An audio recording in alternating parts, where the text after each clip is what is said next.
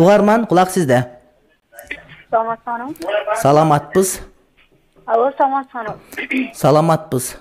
Men sizge iki sorum bar ele de. Siz salam aytkanda assalamu alaykum dep salam ayta alasызбы? Assalamu alaykum. Эмне кантип салам айтпадыңыз бир тууганым? Мен шашып кеттим негизи, ойлонуп отургамда. Ойлонуп отургансыз. Адат кылышыбыз керек. Аялдар да бири менен бири учурашканда ассаламу алейкум, алейкум салам кийин арыбаңыз саламатсыз сураша берет. Ошон үчүн адат кылган аракет кылгыла. Ало, саламатсыңарбы? Assalamu alaykum. Ва алейкум ассалам ва рахматуллах баракату.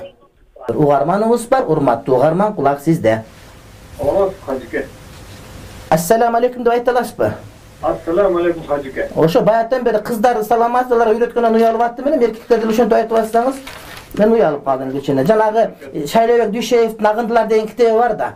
Аны ошо жерде сансыз бай деген бир декан жөнүндө сүйлөйт да, анан эгерде эркек балдар менен учурашканда ассаламу алейкум, алейкум салам, кыздар менен саламат учурашыш экен, урматтуу бир тууганым. Өзүнүн түшүнүгүндө бул женский мужской деп бөлүп алса керек саламдычы, а бизде бардыгына эле бирдей салам айтылат. Ошого ассаламу алейкум деп айттыңыз. Ва алейкум ассалам ва рахматуллах баракату. Кулак сизде.